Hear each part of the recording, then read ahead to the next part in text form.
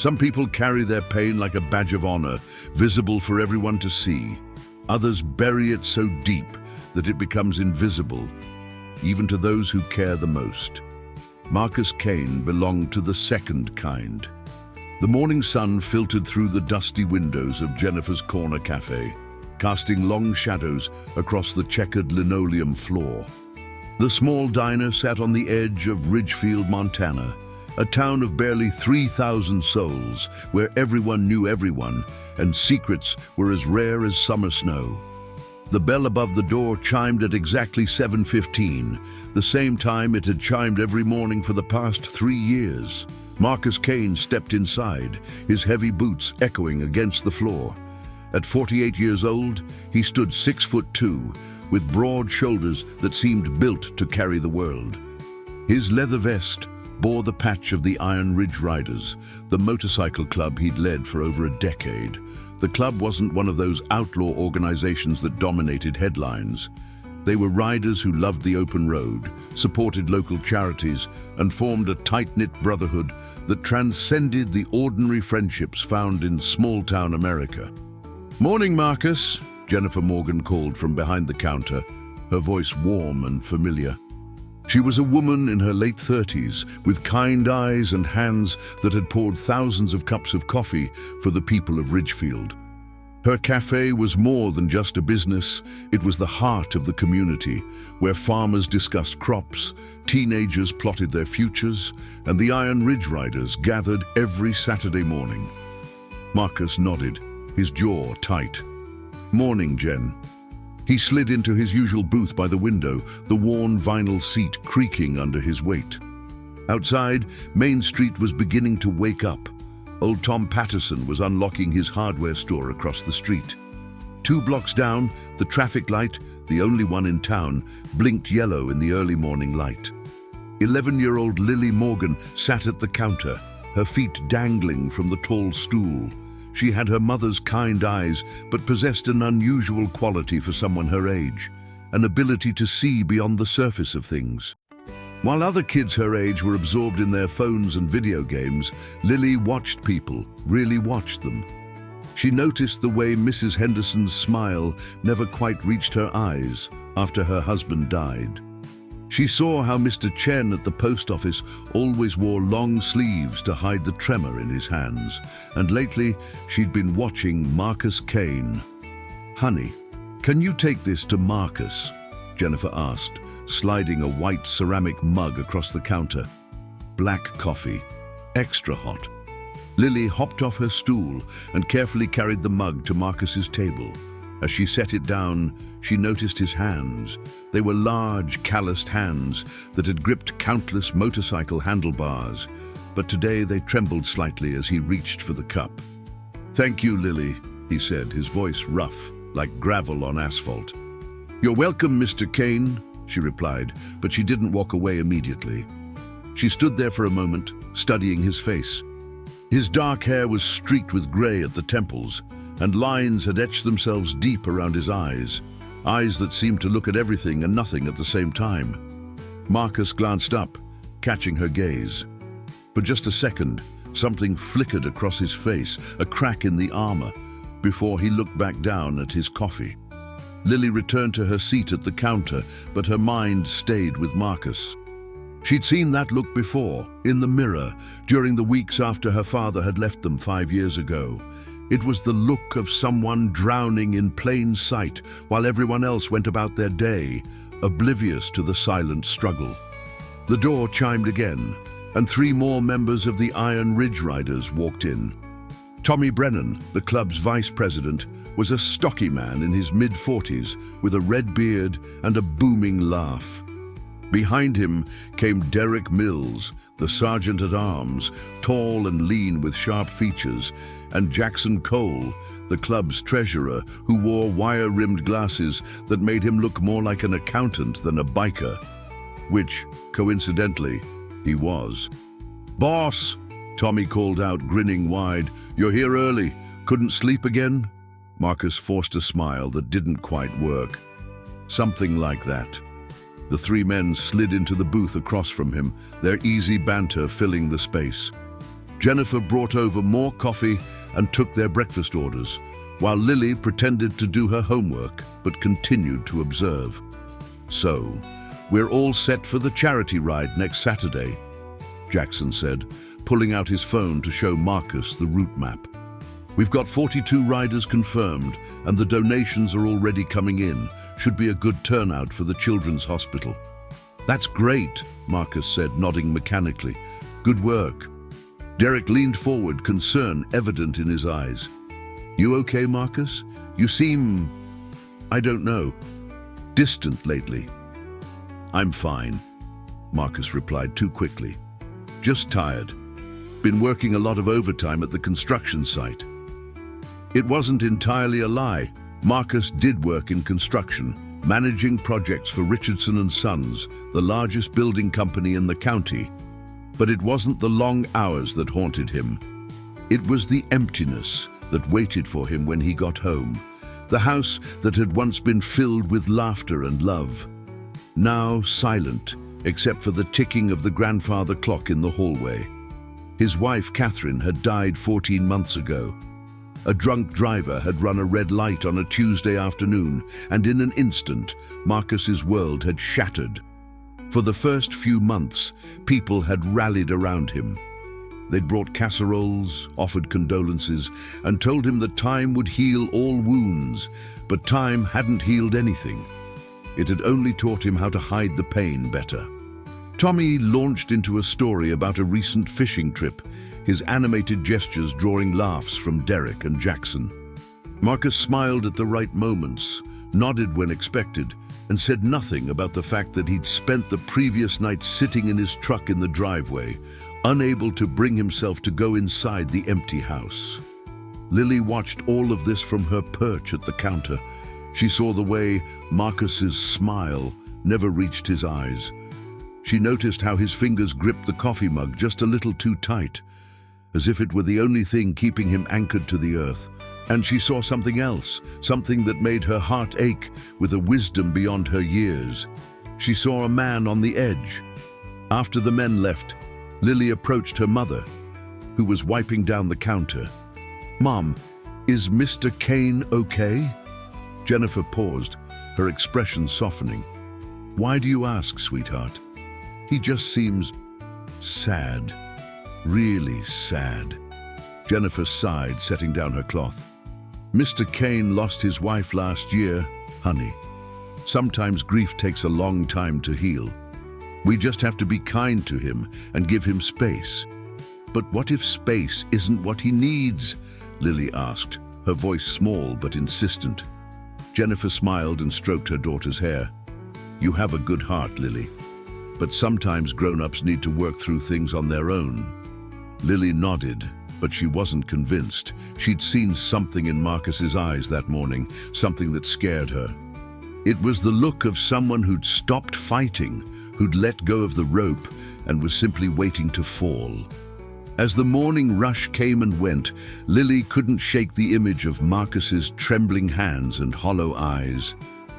She thought about her own father, who'd walked out when she was 6, leaving her and her mother to build a new life from the pieces. She remembered the nights she'd heard her mother crying in the bathroom, trying to muffle the sound so Lily wouldn't hear. She remembered feeling helpless, wishing she could do something, anything, to make the pain stop. Outside, the November wind picked up, scattering dead leaves across Main Street. Grey clouds gathered on the horizon, promising rain.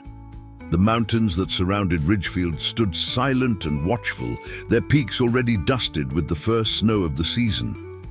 That evening, as Lily helped her mother close up the cafe, she made a decision. She didn't know exactly what she would do, but she knew she had to do something. Because she had seen what no one else had seen, or what they'd chosen not to see. Marcus Kane was drowning, and if someone didn't reach out soon, he might slip beneath the surface for good. "Mom," Lily said as they locked the front door, "tomorrow, can I make something special for Mr. Kane? Maybe some of those blueberry muffins he used to like." Jennifer looked at her daughter, seeing the determination in those young eyes, and felt a swell of pride mixed with concern. "Sure, honey, we can do that." As they walked to their car, Lily looked up at the darkening sky. Somewhere out there, Marcus Kane was heading home to an empty house, carrying a weight that no one should have to bear alone. But he wasn't alone, even if he didn't know it yet. Because one 11-year-old girl with a gift for seeing beyond the surface had decided to care, and sometimes that was all it took to change everything. The next morning arrived with a biting cold that seemed to seep into everything. Ridgefield wore its late autumn colors like a faded photograph, browns and grays dominating the landscape, with only occasional splashes of stubborn green where the evergreens refused to surrender to the season. Lily had woken up before her alarm, unusual for a girl who typically had to be coaxed out of bed on school days. She'd spent an hour in the kitchen with her mother, mixing flour, sugar, and fresh blueberries, carefully following the recipe that had been passed down from Jennifer's grandmother. The sweet aroma of baking muffins filled the small apartment above the cafe, a comforting smell that made even the greyest morning feel a little brighter. "These look perfect," Jennifer said, pulling the golden muffins from the oven. "But honey, I want you to understand something. Mr. Kane is going through something very difficult. Your kindness is wonderful, but you can't fix everyone's problems." "I know, Mom," Lily replied, carefully placing 2 of the best muffins into a small paper bag. "But that doesn't mean I shouldn't try to help." Jennifer smiled, recognizing her own stubborn streak in her daughter. "You're right. Just be gentle, okay? Grief makes people fragile in ways that aren't always obvious." At 7:15, like clockwork, Marcus's motorcycle rumbled to a stop outside the cafe. Through the window, Lily watched him dismount, a tall figure in black leather, moving with the careful deliberation of someone who was exhausted down to his bones. When he entered, Lily was ready. She'd positioned herself at the counter, the bag of muffins sitting beside her homework. "Good morning, Mr. Kane," she said brightly, as he took his usual seat. He nodded, offering that same hollow smile that had bothered her the day before. "Morning, Lily." Jennifer poured his coffee, and Lily seized her moment. She grabbed the bag and walked over to his booth with more confidence than she felt. "I made these for you this morning," she said, setting the bag on the table. "Blueberry muffins. Mom said they used to be your favorite." Marcus stared at the bag for a long moment, and Lily watched as his expression shifted through a series of emotions too complex to name. Finally, he reached out and opened the bag, the sweet smell of fresh-baked muffins wafting up. "Catherine loved these," he said quietly, almost to himself. Then, realizing what he'd said out loud, he looked up at Lily. "My wife. She used to make them every Sunday morning." Lily sat down across from him, uninvited but determined. "My mom told me about Mrs. Kane. I'm really sorry." Marcus's jaw tightened, and for a moment Lily thought he might ask her to leave. But instead, he took one of the muffins and broke it in half, steam rising from the warm interior. "Thank you, Lily. This is very kind of you." "You're welcome," she said. Then, with the brutal honesty that only children possess, she added, "You look really tired, Mr. Kane. Are you sleeping okay?" The question caught him off guard. Most adults tiptoed around him, offering vague pleasantries and careful sympathy, but this child was looking at him with such direct concern that he found himself answering honestly. "Not really, no. My mum didn't sleep well for a long time after my dad left," Lily said matter-of-factly. "She tried to hide it, but I could hear her moving around at night. She said her brain wouldn't turn off." Marcus took a bite of the muffin, and despite everything, he had to admit it was delicious. "That sounds about right. What helped her was talking to someone," Lily continued. "She started going to this group at the church. She didn't want to at first, but Pastor Williams convinced her. She said it helped to know she wasn't the only one feeling that way." Marcus had received similar suggestions from well-meaning friends and club members. He dismissed them all, convinced that talking about Catherine's death would only make the pain worse. But hearing it from this earnest child who spoke without judgment or expectation made it somehow different. "Maybe," he said non-committally. "We'll see." Lily seemed satisfied with that answer. She stood up, but before leaving, she said one more thing. "My mom also said that the people we love never really leave us. They live on in the things they taught us and the ways they changed us. Mrs. Kane must have been pretty special if she loved you." With that, she returned to the counter, leaving Marcus alone with his coffee and muffins and a tightness in his chest that felt dangerously close to tears. The day passed, like most others in Ridgefield. At the construction site, Marcus supervised the framing of a new house on the north end of town. His crew respected him. He was fair, knowledgeable, and never asked them to do anything he wouldn't do himself. But they'd noticed the change in him over the past year. The easy jokes had disappeared. The patient explanations had become clipped and brief. Marcus Richardson, the owner's son who'd taken over as site manager, had pulled him aside a month ago to ask if everything was okay. "I'm fine," Marcus had said, the same lie he told everyone. "Take some time off if you need it," Marcus Richardson had offered. "We can manage for a few weeks." But time off was the last thing Marcus wanted. Work kept him busy, kept his mind occupied. It was the quiet moments that destroyed him. The drive home, the empty house, the bed that was too big for one person. That evening, as the sun set behind the mountains, painting the sky in shades of orange and purple, Marcus sat in his truck outside his house. It was a modest two-story home on Maple Street, with a front porch that he and Catherine had rebuilt together 5 years ago. They'd painted it blue, Catherine's favorite color, and she'd planted roses along the fence that bloomed every June. His phone buzzed, a text from Tommy. "Don't forget, club meeting tomorrow night at 7. We need to finalize the charity ride details." Marcus typed back a quick confirmation, then sat in silence, staring at the dark windows of his house. He thought about what Lily had said, about Catherine living on in the ways she'd changed him. It was a nice thought, but it didn't fill the emptiness. It didn't warm the cold sheets on the other side of the bed.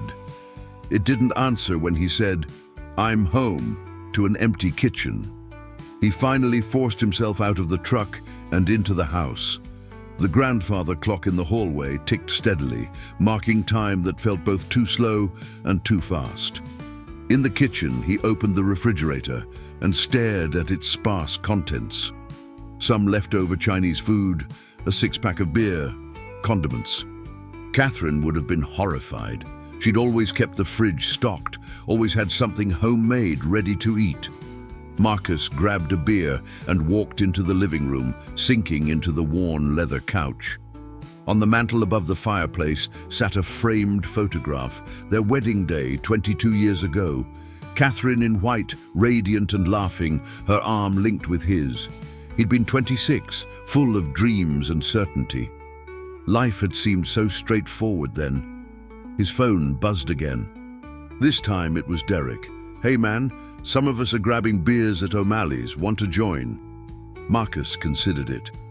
O'Malley's pub was Ridgefield's main watering hole, a friendly place where he'd spent countless evenings with Catherine and friends. But the thought of sitting there, making small talk, pretending to be okay, it was exhausting. "Thanks, but I've got an early morning tomorrow," he texted back. Another lie. He had nowhere to be until 7:15, when he'd walk into Jennifer's Corner Cafe, and Lily would probably ask him another uncomfortable question with those perceptive eyes of hers. As the night deepened, Marcus found himself thinking about the girl's words. "The people we love never really leave us." Catherine had been the steady force in his life, the one who'd supported his decision to join the Iron Ridge Riders, who'd nursed him through a broken leg after a motorcycle accident, who'd talked him down from quitting his job during a rough patch with his boss. She'd been his partner in every sense of the word. What would she think of him now? The question haunted him. Would she be disappointed in how he'd let himself drift?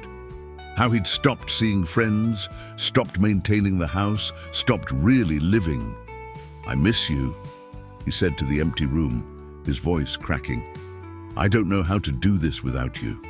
The house offered no answer, just the steady tick of the clock and the distant sound of wind rattling the windows. Meanwhile, across town in the small apartment above the cafe, Lily lay in bed, unable to sleep. She thought about Marcus Kane, about the sadness that seemed to radiate from him like cold from ice. Her mother had warned her not to get too involved, but Lily couldn't help it. She'd always been this way, drawn to broken things, wanting to help fix them. "Please let him be okay," she whispered into the darkness, not quite a prayer, but close enough. The next morning, Marcus arrived at the cafe at 7:15 sharp. The routine was comforting in its predictability, one of the few things in his life that made sense anymore. Lily was waiting with another bag, this time containing a slice of banana bread. "I thought you might like some variety," she said, setting it on his table with a smile. Marcus couldn't help but smile back, a real one this time, however small. "You're going to spoil me, kid." "That's the idea," Lily replied cheerfully.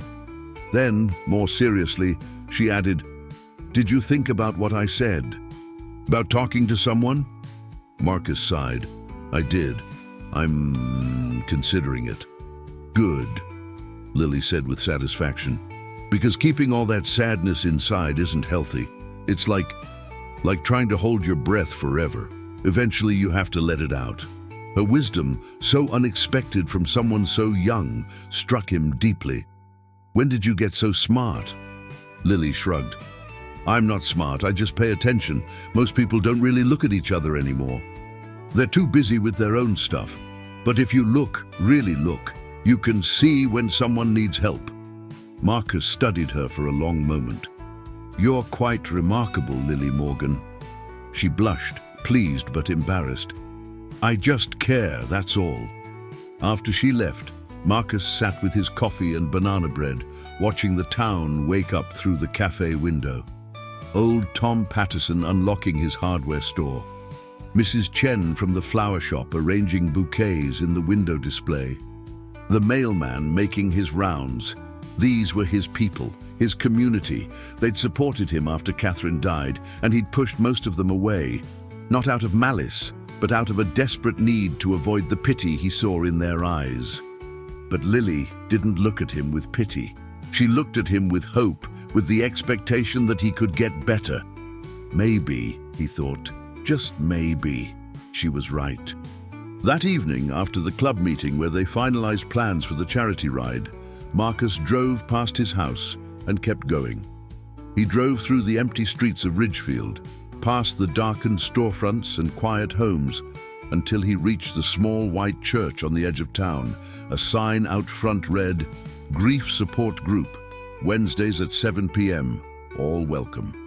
Marcus sat in his truck, engine running, staring at that sign. His hands gripped the steering wheel so tight, his knuckles turned white. Every instinct told him to drive away, to go home, to keep his pain private.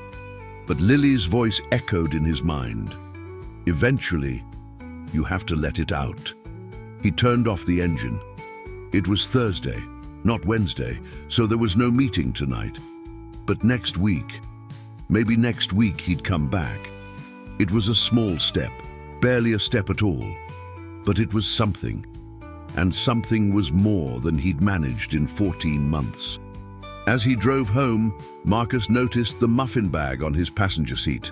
Lily had been slipping him baked goods for 3 days now, each one accompanied by gentle questions and observations that somehow didn't feel intrusive.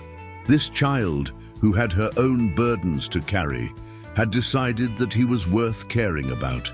The least he could do was try to be worth that care. The house was still dark when he arrived, still empty. But as Marcus walked through the door, he made himself say, "I'm home," just like he used to when Catherine was there. And for the first time in months, instead of the words disappearing into silence, he imagined her response. "Welcome back, love. How was your day?" It wasn't real, but it was something. And tonight, something was enough. The week passed with a rhythm that Marcus had almost forgotten existed, small moments of connection that punctuated the usual emptiness. Each morning, Lily greeted him with some homemade treat and an observation that was equal parts innocent and profound. On Tuesday, she'd noted that he looked less tired.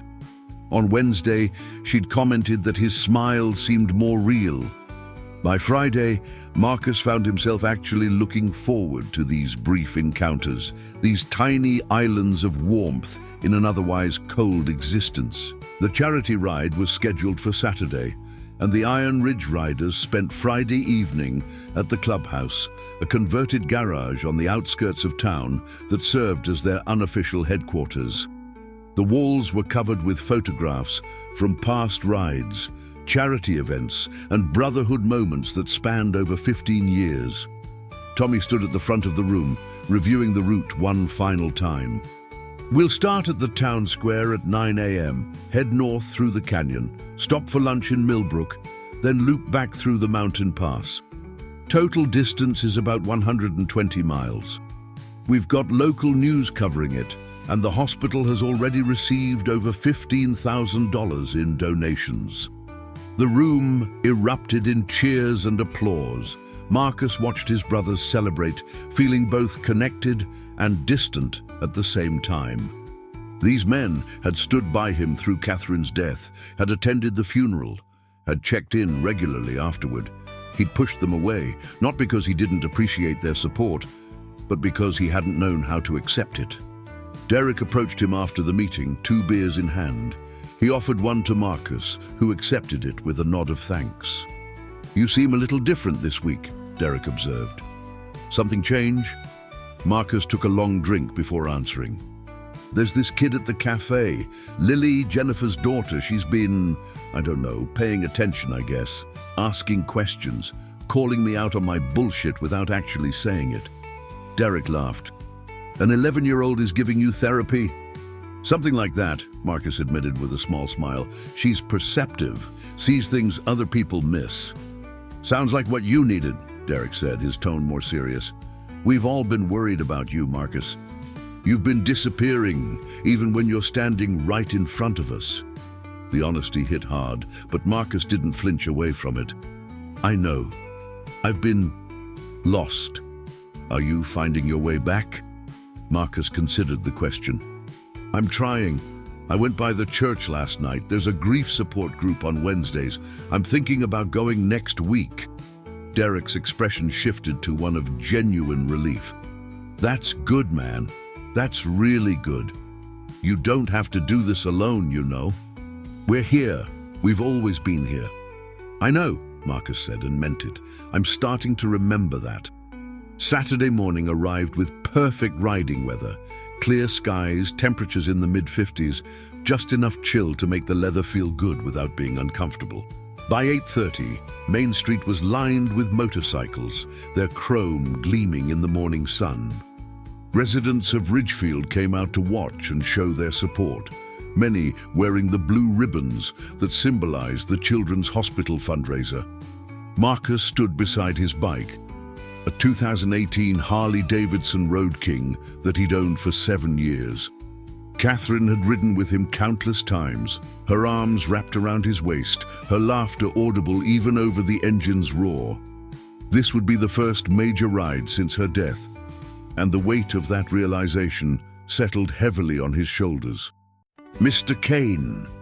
He turned to see Lily running toward him, Jennifer following at a more measured pace.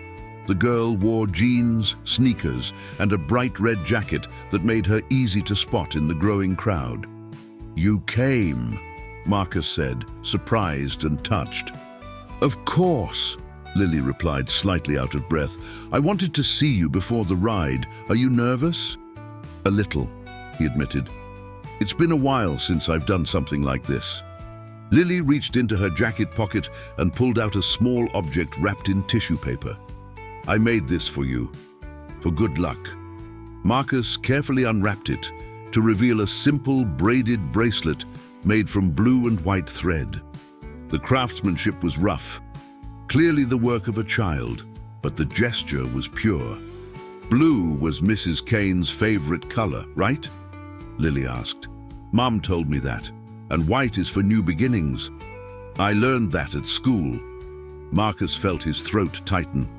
He turned the bracelet over in his large, calloused hands, these hands that had built houses and repaired engines and held Catherine as she took her last breath. Now they held this simple gift from a child who barely knew him, but somehow understood him better than most adults. Lily, this is... Thank you. This means a lot. Will you wear it? She asked hopefully. Marcus slipped the bracelet over his wrist. It was too small to fit properly, so he adjusted it to sit loosely but securely. I'll wear it on every ride from now on. Lily beamed. Jennifer placed a hand on her daughter's shoulder, her eyes meeting Marcus's with an understanding that needed no words. Ride safe, Marcus. I will, he promised. At 9 a.m. sharp, Tommy gave the signal, and 42 motorcycles roared to life. The sound was thunderous, a symphony of engines that echoed off the storefronts and filled the air with that distinctive rumble that only motorcycles could produce. Marcus took his place at the front, as was traditional for the club president, and led the formation out of town. The road stretched before them, winding through the Montana landscape with its vast skies and rolling hills. As they picked up speed, Marcus felt something shift inside him, a loosening of the tight knot that had lived in his chest for 14 months. The wind rushed past, cold and clean, and for the first time in forever, he let himself just be present in the moment. Catherine had loved these rides. She'd always said that motorcycles made you feel truly alive, that there was something about the vulnerability of being on two wheels, exposed to the elements, that stripped away all the unnecessary layers and left you with just the essential truth of existence. Marcus had thought it was poetic nonsense at the time, but now, with the blue and white bracelet on his wrist and the open road ahead, he understood what she'd meant. The route took them through Red Canyon, where towering rock formations rose on either side of the highway, their surfaces painted in shades of rust and ochre. The formation rode together with practiced precision, maintaining their spacing and moving as a unit. This was brotherhood in its purest form, trust, coordination, and shared purpose. At the halfway point, they stopped in Millbrook for lunch at a barbecue restaurant that had been expecting them. The owner, a veteran who'd served in Vietnam, had donated all the proceeds from their meals to the hospital fund. Over ribs and coleslaw, the riders talked and laughed, and Marcus found himself genuinely engaged in the conversation for the first time in months. You seem lighter today, Jackson observed, wiping sauce from his glasses, like some of the weight has lifted. Marcus glanced at the bracelet on his wrist. I had a good reminder this morning about what matters. That from the kid at the cafe? Tommy asked, having heard about Lily from Derek. Yeah, Marcus confirmed. She made it for me. Said blue was Catherine's favorite color, and white represents new beginnings. The table went quiet for a moment, the kind of respectful silence that men share when words feel inadequate. Finally, Tommy raised his glass of sweet tea. To Catherine, he said simply, and to new beginnings. To Catherine, the others echoed, Marcus included, his voice steady despite the emotion behind it. The afternoon leg of the journey took them through the mountain pass, elevation climbing until they were surrounded by peaks, still holding onto their autumn colors, gold aspens mixed with dark evergreens, all set against a sky so blue it almost hurt to look at. The air was thinner up here, colder, and Marcus felt more alive than he had in over a year. But as they began the descent back toward Ridgefield, something changed. Maybe it was the familiarity of the landscape, or the knowledge that he'd soon be returning to that empty house. Whatever the cause, the darkness that had lifted during the ride began to creep back in, heavy and suffocating. By the time they reached the town limits, Marcus's hands were shaking on the handlebars. Not from cold or fatigue, but from the overwhelming wave of emotion that he'd been holding back. The ride ended where it began, in the town square, to applause and cheers from residents who'd gathered to welcome them home. Local news cameras captured the moment, reporters interviewed riders about the cause, and Tommy presented a giant check to representatives from the Children's Hospital. Marcus participated in all of it, smiling and nodding and saying the right things. But inside, he was falling apart. As soon as he could politely extract himself, he did, mumbling something about needing to get home. "Marcus, wait," Derek called. But Marcus was already mounting his bike, desperate to escape before he completely lost control. He didn't go home. Instead, he rode to the cemetery on the east side of town, a quiet place where Catherine had been laid to rest beneath an oak tree that dropped acorns every fall. Marcus parked his bike and walked to her grave, the late afternoon sun casting long shadows across the headstones. Catherine Marie Kane, beloved wife, 1977-2024. The words were carved in granite, permanent and unchanging, just like the fact of her death. Marcus sank to his knees in the grass, and finally, after months of holding it together, he broke. The sobs came from somewhere deep, a primal place that had nothing to do with logic or control. They tore through him, violent and unstoppable, 14 months of suppressed grief erupting all at once. He cried for Catherine, for the life they'd built together, for the future they'd never have. He cried for the empty house and the cold bed and the silence that had become his constant companion. He cried because he was tired of being strong, tired of pretending, tired of existing in this half-life where he went through the motions but felt nothing.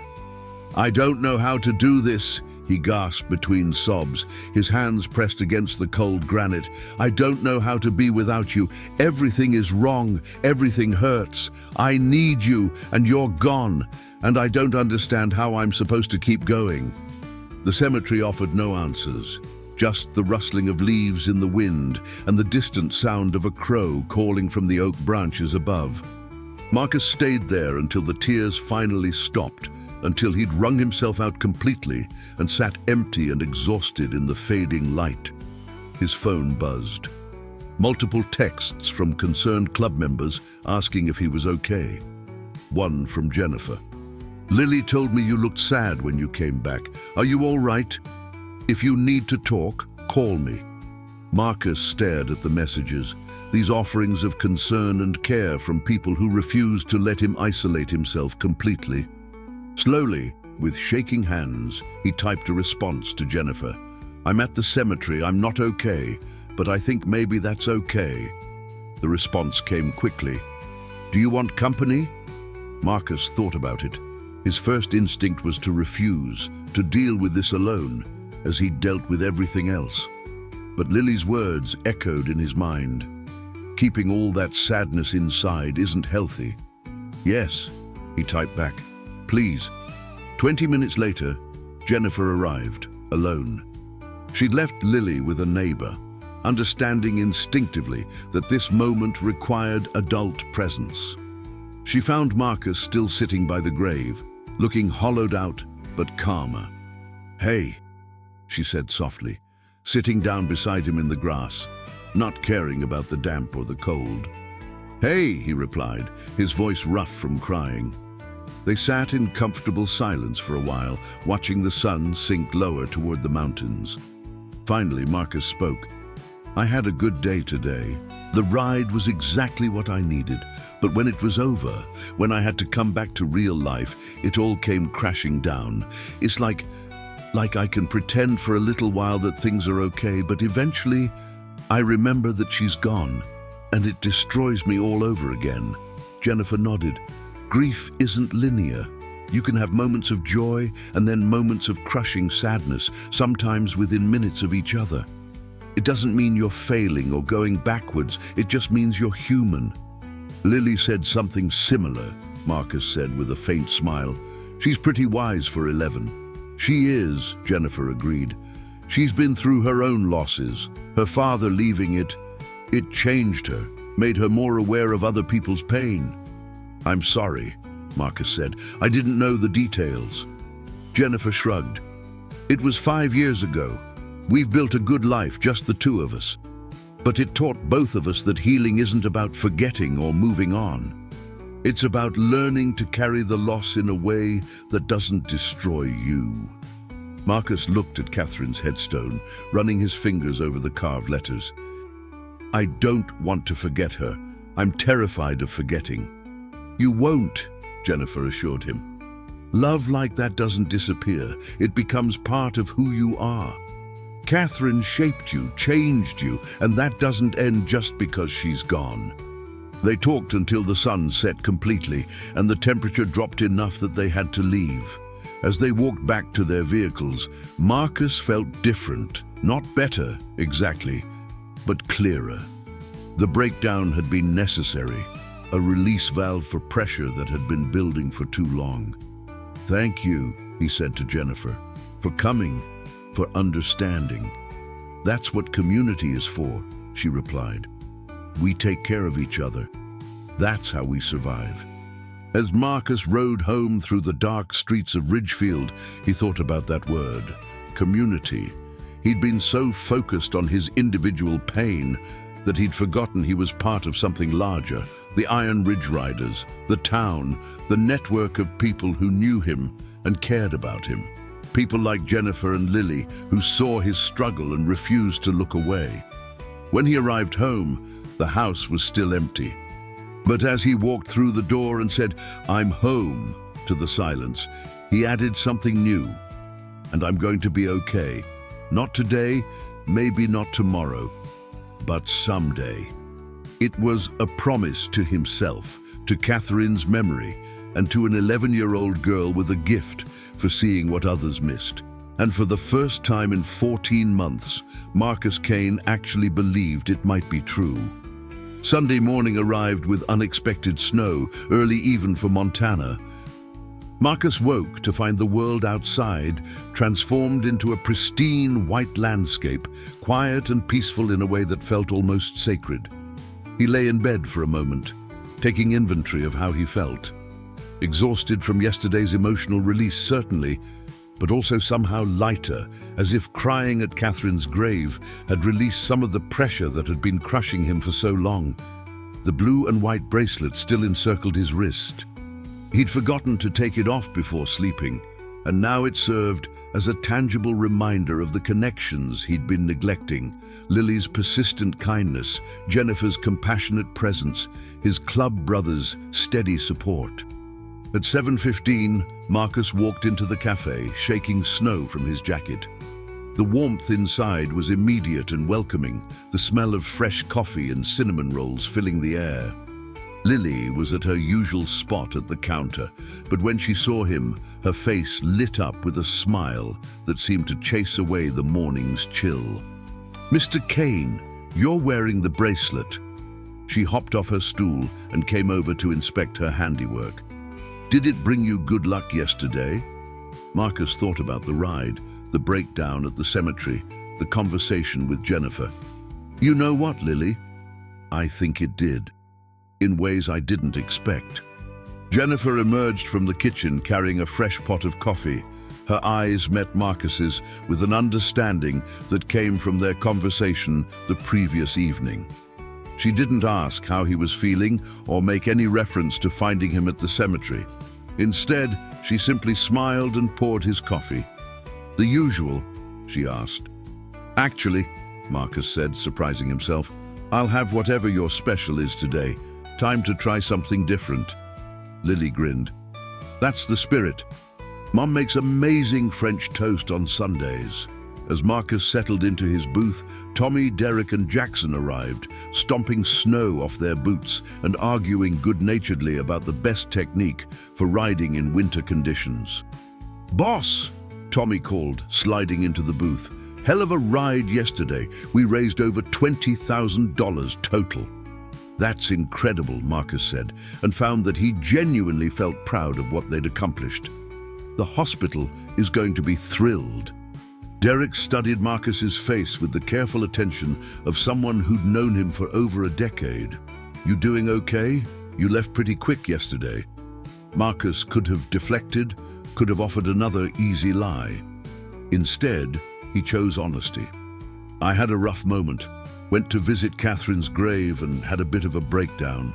But Jennifer came and sat with me for a while. It helped. The three men exchanged glances, and Marcus could see the relief in their expressions. Tommy spoke first, his usually boisterous voice softer than normal. "We've been worried about you, brother. Didn't want to push, but we've been worried." "I know," Marcus acknowledged. "I've been pushing everyone away. Thought I needed to handle it alone." "You don't," Jackson said firmly, his accountant's precision extending to emotional truths. "That's what the club is for. We're brothers. We carry each other's burdens." The word resonated with Marcus. Brothers. The Iron Ridge Riders weren't just a motorcycle club. They were family, bound not by blood, but by choice and shared values. Catherine had understood that, had embraced it. She'd organized club dinners, remembered birthdays, and treated every member like extended family. "There's something I need to tell you all," Marcus said, the decision forming even as he spoke. "I'm going to start attending the grief support group at the church, Wednesday nights." Tommy nodded approvingly. "That's good, man. Really good. And," Marcus continued, "I need you all to hold me accountable. I've been sleepwalking through life for 14 months. I'm ready to start waking up, but I'm going to need help." Derek raised his coffee mug. "That's what we're here for, whatever you need." The conversation shifted to lighter topics: the unexpected snow, upcoming projects, plans for Thanksgiving, which was just 2 weeks away. Marcus participated fully, present in a way he hadn't been in months. Lily brought over his French toast with extra syrup and a knowing smile that suggested she'd somehow orchestrated this entire intervention without anyone realizing it. After breakfast, as the group prepared to leave, Marcus pulled Jennifer aside. "Thank you again for last night. I know it was probably the last thing you wanted to do on a Saturday evening." Jennifer shook her head. "Marcus, you've been a fixture in this community for years. You and Catherine both. When someone we care about is hurting, we show up. That's how it works." "Lily told me something similar," Marcus said, "about how most people don't really look at each other anymore. But if you look, you can see when someone needs help." "She's not wrong," Jennifer said with a proud smile. "She's always had that gift. Sometimes I think she sees the world more clearly than any adult I know." As if summoned by the mention of her name, Lily appeared with her coat and backpack. "Mom, can we walk Mr. Kane to his truck? I want to see if the snow is good for packing." Outside, the snow had continued falling, coating Main Street in a blanket of white that muffled all sound. Lily immediately bent down and started forming a snowball while Marcus and Jennifer stood on the sidewalk, watching. "Mr. Kane," Lily said, not looking up from her snowball construction, "are you going to be okay?" The question was direct, without artifice or hedge, exactly as Marcus had come to expect from her. "I think so," he answered honestly. "It's going to take time and it won't be easy, but I'm going to try."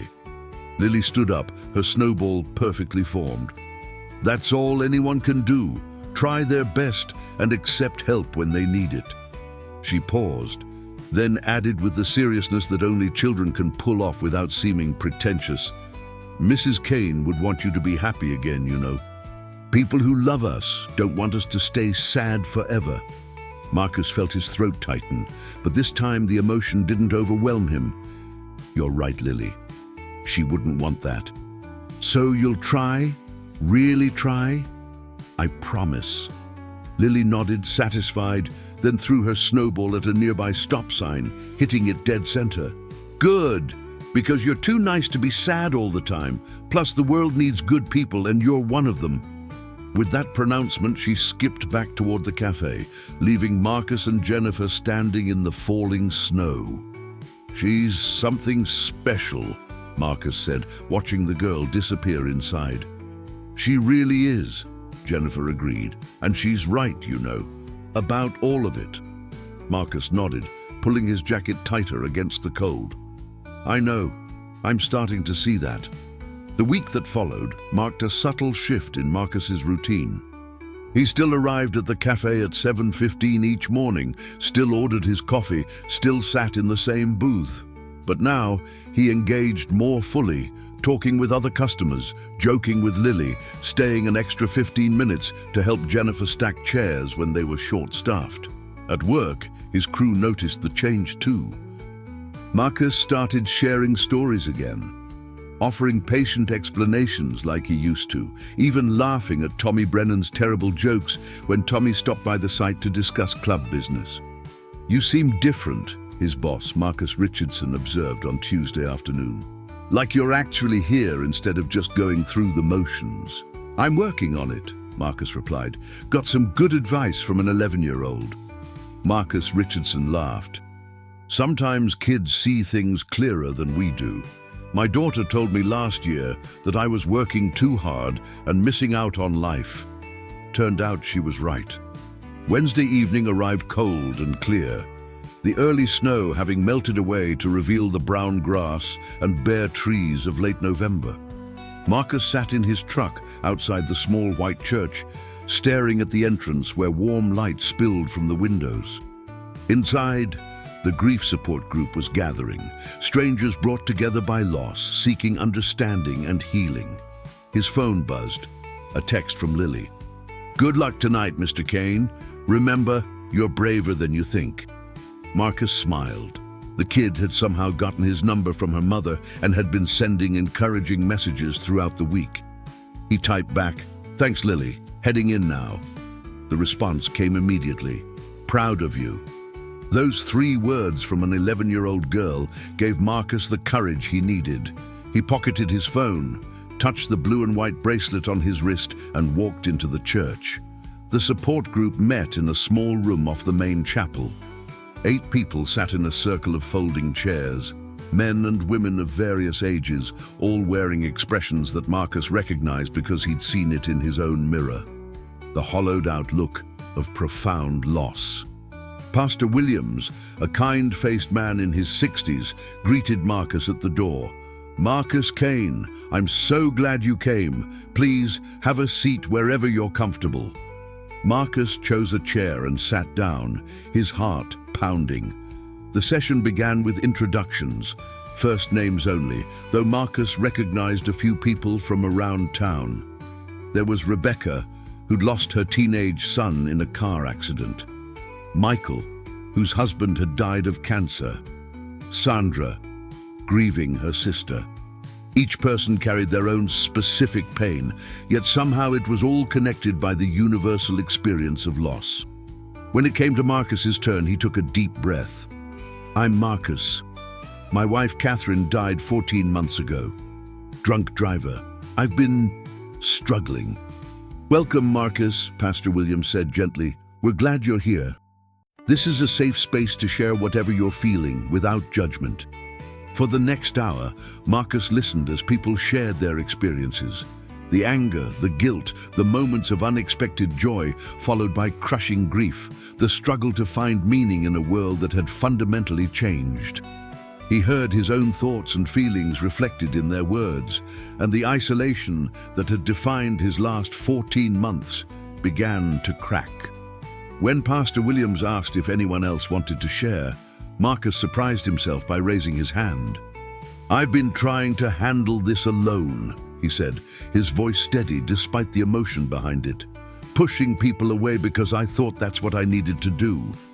But this week, an 11-year-old girl made me realize that I was wrong. She saw that I was drowning and threw me a lifeline just by paying attention and caring." He told them about Lily's daily gestures of kindness, the muffins and banana bread, the bracelet on his wrist. He spoke about his breakdown at the cemetery and Jennifer's compassionate presence, and he acknowledged what he'd been denying for months, that he couldn't heal in isolation, that recovery required connection. "I'm not okay yet," Marcus concluded, "but I'm here, trying to get better, and I think that's a start." The room murmured agreement, and Rebecca reached over to squeeze his hand. "Being here is huge. You should be proud of yourself." After the session ended, several people approached Marcus to welcome him and exchange phone numbers. Michael, the man who'd lost his husband, was particularly kind. "The first meeting is the hardest," he said. "It gets easier to share, to be vulnerable. And eventually, you'll find that talking about it doesn't make the pain worse, it makes it bearable." As Marcus drove home that night, he felt something he hadn't felt in over a year. Hope. Not the overwhelming, naive hope of someone who thought everything would magically get better, but the quiet, steady hope of someone who'd found a path forward, however difficult. Thursday morning, Lily was waiting with a chocolate chip muffin and an expectant expression. "So, how did it go?" Marcus sat down and accepted the muffin gratefully. "It went well. Really well. It was hard, but good. Thank you for pushing me to go." Lily beamed. "I knew you could do it. Did you tell them about Mrs. Kane?" "I did. And about you, actually. About how you helped me see that I didn't have to be alone." "Me?" Lily looked genuinely surprised. "What did I do?" "You paid attention," Marcus said simply. "You saw what everyone else missed, and you cared enough to do something about it. That takes courage, Lily. Real courage." The girl blushed, pleased but embarrassed. "I just didn't want you to be sad anymore." "I'm still sad," Marcus admitted. "I probably will be for a while. But thanks to you, I'm also hopeful, and that's something I haven't been in a long time." Jennifer watched this exchange from behind the counter. Her eyes shining with tears, she quickly blinked away. Her daughter, this remarkable child who'd been through her own abandonment and loss, had somehow found the strength and wisdom to help a broken man find his way back to life. As the morning rush filled the cafe with the usual chaos of orders and conversations, Marcus realized something profound. Healing wasn't a destination you reached, but a journey you traveled with the help of people who refused to let you walk it alone.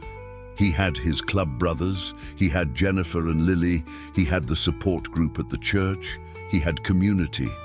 Catherine would have approved. She'd always believed in the power of connection, in the importance of showing up for people, in the small gestures that made life worth living. And now, guided by her memory and supported by those who cared, Marcus was finally ready to start living again instead of just surviving. Outside, the November sun broke through the clouds, bathing Main Street in golden light. It was a new day, and for the first time in 14 months, Marcus Kane was ready to face it.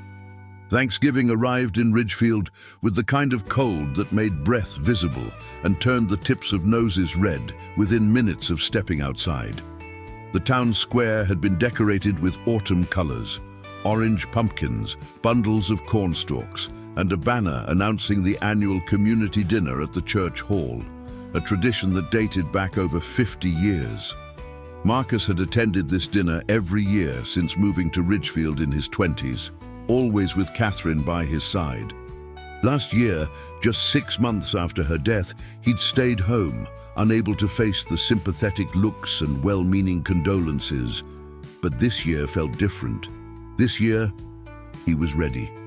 The past 3 weeks had brought gradual but meaningful changes. Marcus had attended 3 grief support group meetings, each one helping him process emotions he'd been suppressing for too long. He'd reconnected with his club brothers, accepting their invitations to dinners and casual hangouts instead of isolating himself. And every morning, without fail, Lily greeted him at the cafe with something homemade and a question or observation that kept him grounded in the present. "Are you going to the community dinner?" Lily asked on Wednesday morning, 3 days before Thanksgiving. She was wearing a turkey-themed sweater that was simultaneously adorable and ridiculous. "I am," Marcus confirmed. "First time in 2 years. That's great, we'll be there too.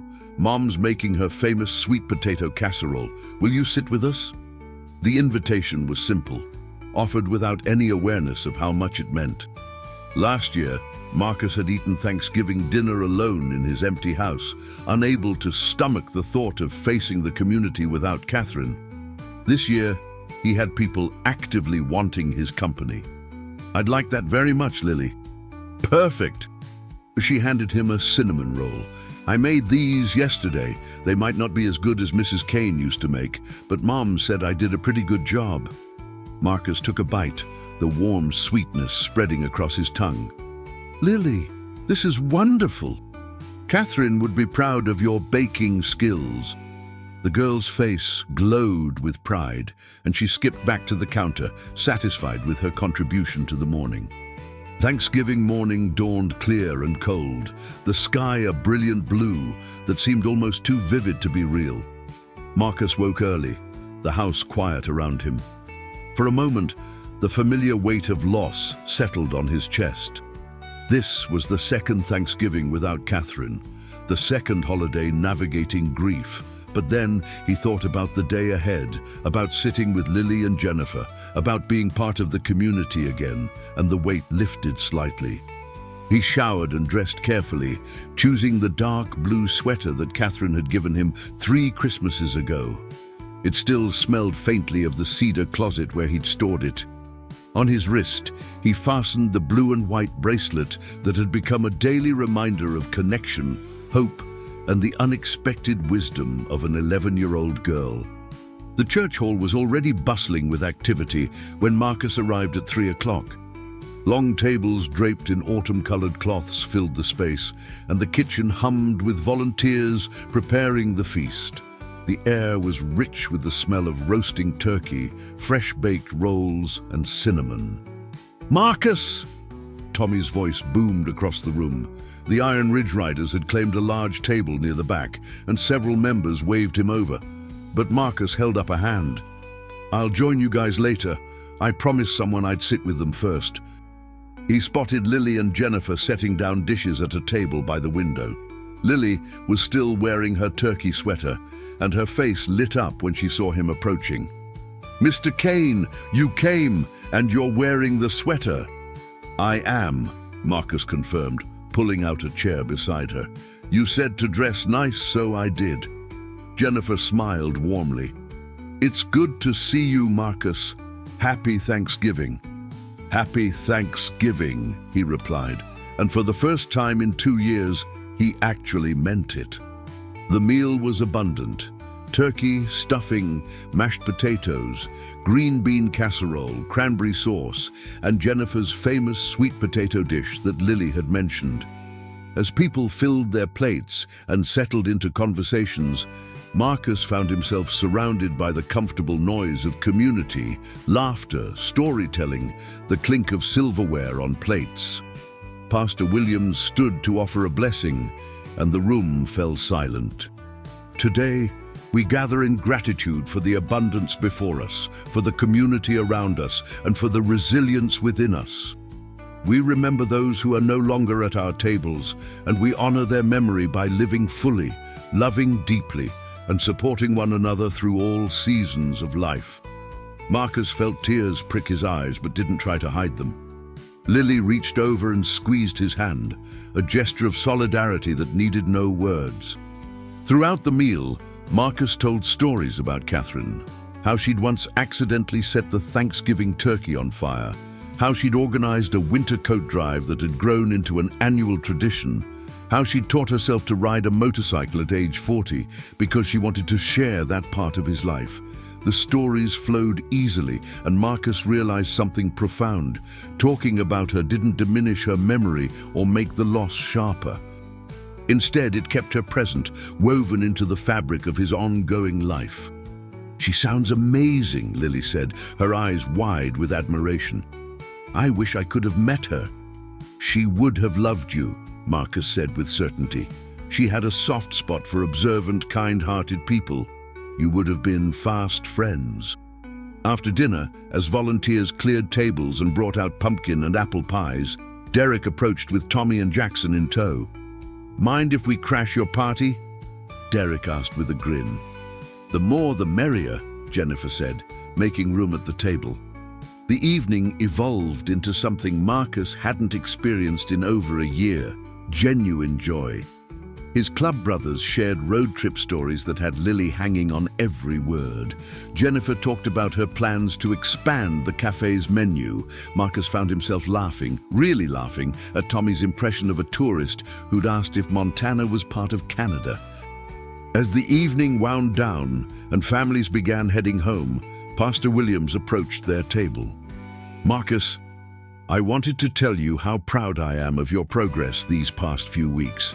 You've been fully engaged in the support group, and it shows." "Thank you, Pastor. It's been harder than I expected, but also more helpful." "That's the nature of healing," Pastor Williams said. "Never easy, but always worth it." Lily tugged on Marcus's sleeve. "Can we talk outside for a minute? I want to show you something." Curious, Marcus followed her out to the church steps. The night was cold and clear, stars scattered across the sky like diamonds on black velvet. Lily pointed upward. "Mrs. Peterson in my class says that when someone we love dies, they become a star watching over us. I know it's not scientifically accurate," she added, with the seriousness of a child who'd already learned to distinguish between literal truth and comforting metaphor. "But I like the idea anyway." Marcus looked up at the vast expanse of stars, remembering all the times he and Catherine had stargazed from their back porch, wrapped in blankets and dreaming about the future. "I like that idea too, Lily. So which one is Mrs. Kane?" Marcus scanned the sky and pointed to a particularly bright star just above the horizon. "That one. The one that shines brightest." Lily nodded, satisfied. "That makes sense. She must have been pretty special to make you so sad when she left."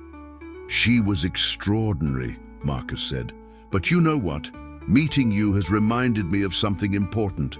Catherine always believed that the world was full of good people doing kind things.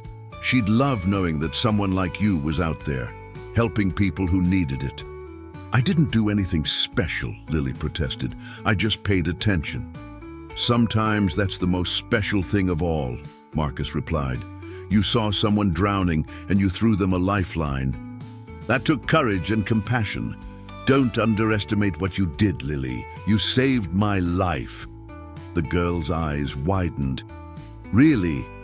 Really?" Marcus confirmed. "I was in a very dark place and your kindness pulled me out. I'll never forget that." Lily threw her arms around him in an impulsive hug. Marcus, surprised but touched, hugged her back. This remarkable child who'd somehow found the strength to care about a stranger's pain. Jennifer appeared at the door. "Everything okay out here?" "Everything's perfect, Mom," Lily said, pulling back with a wide smile. "I was just showing Mr. Kane the stars." As they said their goodbyes and Marcus walked to his truck, he felt fundamentally different than he had 2 years ago, or even 2 months ago. The grief was still there. It would always be there, a permanent part of his landscape. But it no longer defined him completely. He had his club, his community, his support group, and the unexpected friendship of a girl who saw the world with unusual clarity. The drive home through Ridgefield's quiet streets felt less lonely than it had in months. When Marcus pulled into his driveway and saw the dark windows of his house, the emptiness didn't crush him the way it once had. He walked inside, hung up his coat, and stood in the hallway listening to the grandfather clock tick. "I'm home," he said to the silence. Then he added, "And I'm going to be okay, Catherine, thanks to the people you would have loved. The club brothers who refused to give up on me, the woman who sat with me in a cemetery, and especially that incredible kid who saw what no one else did. I'm going to be okay." The house didn't answer, but Marcus didn't need it to. He had Catherine's memory, carried in his heart and reflected in the way he tried to live, with kindness, authenticity, and connection. He had a community that supported him, friends who challenged him to keep growing, and hope for a future that, while different than he'd imagined, still held possibility. As Marcus prepared for bed, he looked at the blue and white bracelet on his wrist. blue for Catherine's favorite color, white for new beginnings. Lily had understood instinctively what he'd needed to hear, that honoring the past and embracing the future weren't mutually exclusive. You could carry your love and your loss simultaneously, allowing both to coexist as you moved forward. The next morning, Friday, Marcus arrived at the cafe at 7:15 as usual. Lily was waiting with a paper bag, but this time it wasn't filled with baked goods. Instead, she handed him a hand-drawn picture. It showed a man on a motorcycle, the sun rising behind him, and stars still visible in the sky above. At the bottom, in careful elementary school handwriting, it read, "For Mr. Kane, who learned to ride into the sunrise while remembering the stars." Marcus studied the drawing, his vision blurring with tears.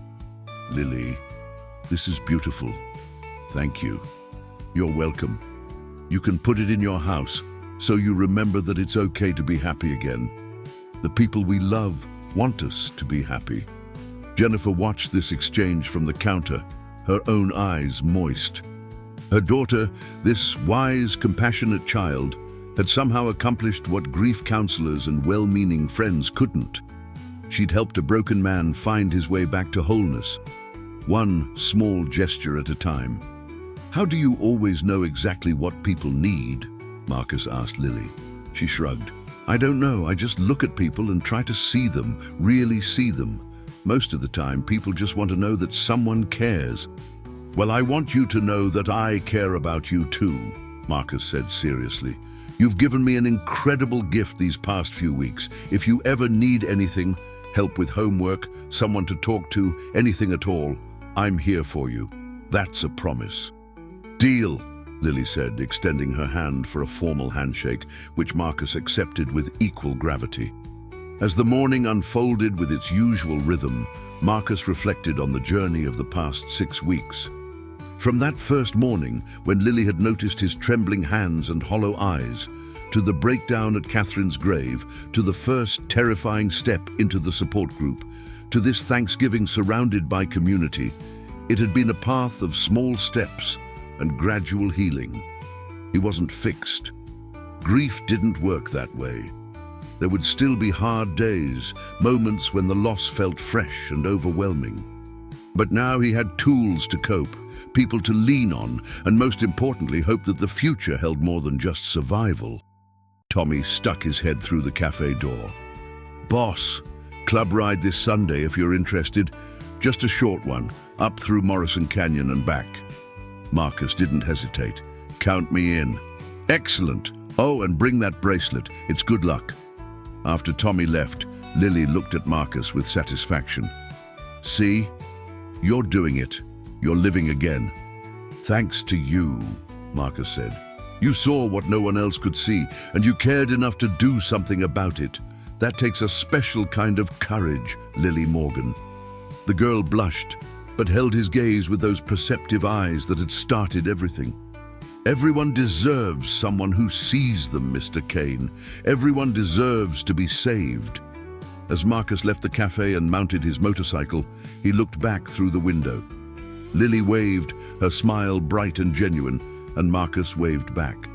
This child, this remarkable, observant, compassionate child, had thrown him a lifeline when he was drowning, and he'd grabbed it just in time.